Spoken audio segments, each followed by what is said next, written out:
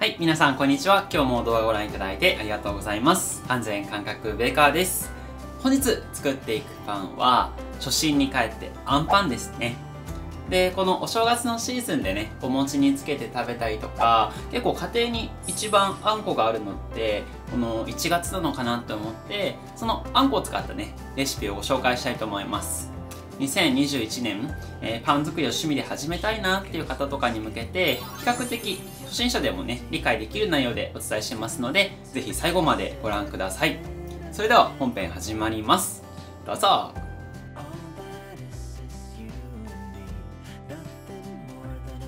はい、それでは本日のレシピはこんな感じになってます。この生地は甘いもの全般とね相性がいいので、応用としてね、クリームパンとかシナモンロールとかにも幅広く使える生地になってます。それではね、計量から始めていきます。まずはパンの主原料の小麦粉ですね。今回はカメリアっていう強力粉を使ってます。で、パンの一番大事なところは計量です。ここが間違っちゃうとパン失敗するのでね、ここだけ慎重にお願いします。あとは砂糖ですね。パンの甘み付けとイースト菌発酵させるね、栄養になります。そして塩。これはね、味の引き締めですね。あとはイースト菌です。これがないとね、パン発酵しないので忘れずに入れてください。そして卵です。全体にね、パーッと入れて。あと今回は牛乳をね、仕込み水に使っていきます。ミルクの風味が程よくついて、食感がもっちりするんですね。では、ひとまとまりになるまで混ぜていきます。こんな感じにまとまりました。ドーンと出して、それではこねていきますね。生地は畳んでぐっと体重込めて台にすりつける、そんなイメージでこねていきましょう。最初の頃は生地のつながりができてないので、ものすごい手にねべちゃべちゃくっつくんですよ。でもこれやっていくうちにだいぶまとまり良くなってくるのでね、信じて続けましょう。これもだいたい3分ぐらい続けていくと、結構こういう風にねベタベタ感あんまりなくなってくるんですよね。生地同士がつながって弾力が出てきます。このね生地の手触りの変化にちょっと注目してください。パン作りはそうするとね、やっていくうちに分かってきます。あ、生地が今こんな状態だな、そろそろ完成だなみたいな感覚がつかめてきますよ。続けていくとかなり弾力出てきましたよね。ちょっとこうね形整えてみると丸っこくて立体感出てきましたよね。ここまで来たらバター加えていきますね。バターは生地に滑らかさとしっとり感を与えてくれます。これ入れます。で、生地ねつながった後に入った方がよりしなやかな状態になるんですね。これ最初から入っちゃうとね、なかなかつながりができにくくなっちゃいます。で、このあんパンのルーツは1874年にまで遡ります。今の木村屋総本店の創業者木村安兵衛さんが作ったって言われてますね。だから大体年で148年150年ぐらい歴史のあるパンですね。で、その昔日清戦争の時に兵士さんたちに持たせていたっていうことがきっかけで知名度がね一気に上がっていったっていうパンですね。ちなみに桜の花びらが乗っかってるのは天皇様にね献上する時に、作るパンにね乗っけたのが始まりって言われてます。そんな感じに話してるとだいぶねバターの油っぽい感じと生地が均一に馴染んできましたね。ではパン生地どこまでこねればいいのかね、見極めの方法ちょっとレクチャーしますね。いい生地っていうのはボツボツ感がなくてつるりんとした状態ですね。こんな感じ、光ってますよね。押した時弾力があって跳ね返ってくるで修復します。そしてもう一個の見極めはグルテン膜チェックって言って、生地をこういう風に伸ばしてみますね。伸ばした時に薄い綺麗な膜が張れば OK。 でも今ちょっとねところどころちぎれちゃいました。膜にも厚みのムラがあります。もうちょっといきます。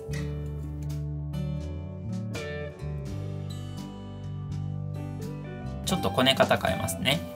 転がしながらこねていきます。コロコロっと丸い形キープするようにね、表面を台との摩擦意識して転がしていきます。そうするとね、生地を傷めずにつなげることができます。ちょっとこれ3分ぐらいやりましょうか。よし、いいでしょう。じゃあ再チャレンジしましょうか。グルテンマークチェックね。これをちょっと伸ばしてみます。さっきと若干質感違うの分かりますかね。薄い膜が張ってなかなか破けない。こんな感じ。ここまでくればとってもいい生地です。そしたらじゃあ生地は丸く整えてから発酵に入れてきます。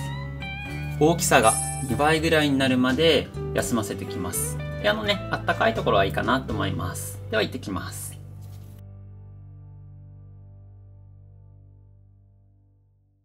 はい、それでは発酵の時間が終わりました。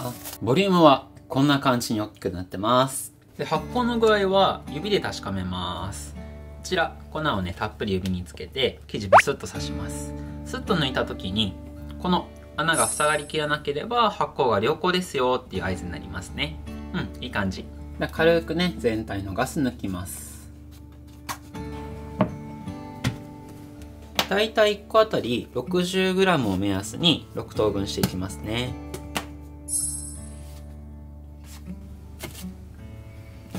ではね、生地丸めていきます。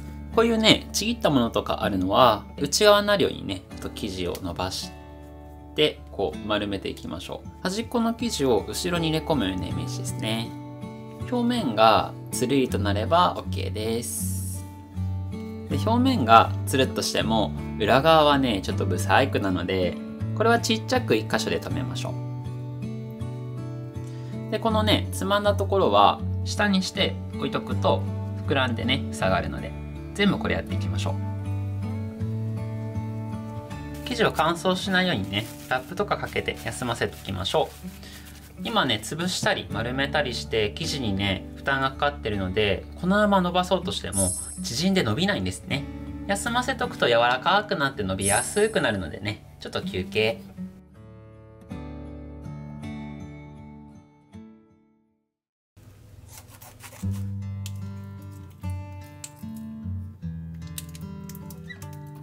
このあんこもだいたい1個あたり 50g ね包む計算で計量してみました。一個一個測るの大変なので、なんとなくね6等分しとけばいいかな。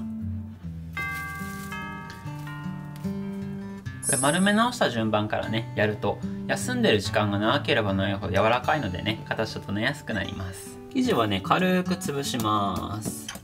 中心ちょっと分厚め、横の部分は薄めにします。12センチぐらいに伸ばします。あんこ真ん中乗っけて、横の部分を持ってビヨーンと伸ばして、ここでくっつけます。こうね、こうくっつく感じですね。こう重なって重なってってなっちゃうと、この生地がものすごい分厚くなっちゃうので、引っ張ってきて休みの部分も全部こう集めて集合です。で、ここでちょっと肉まんみたいな感じでねじりながら集めてきます。で、このつまんだとこ下にして天板並べてきます。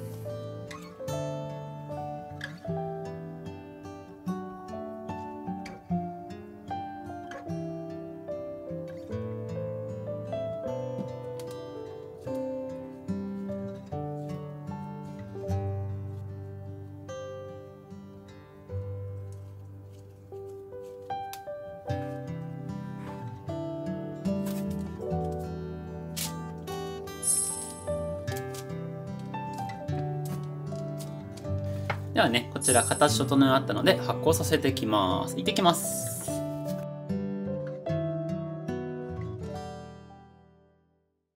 それでは二次発酵の終わる10分ぐらい前にオーブン予熱入れときましょうか。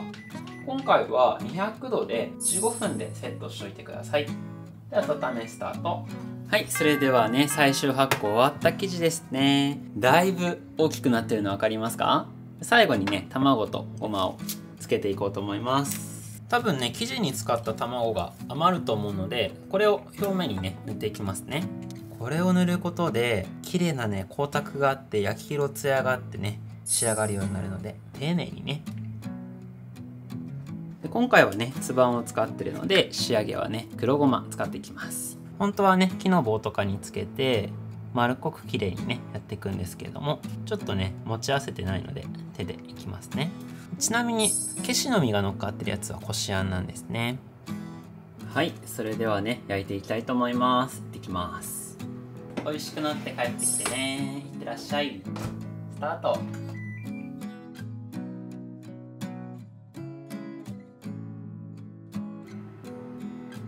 はい、それでは完成しました。美味しそう。やっぱりこのツヤと光沢感がたまらないですね。いい感じ。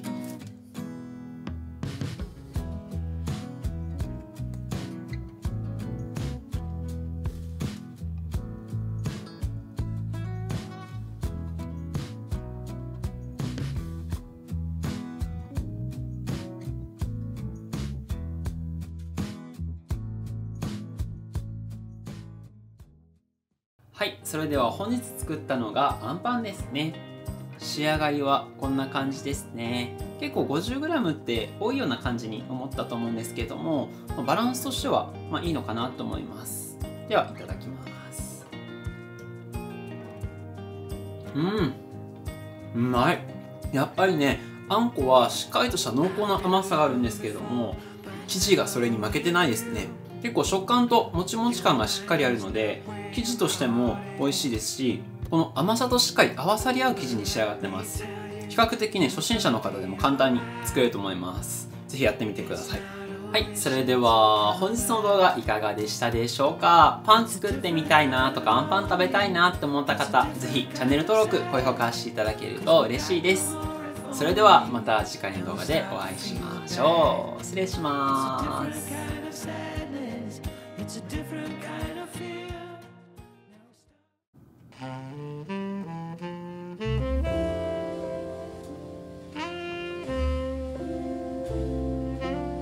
じゃあ目乾かないの？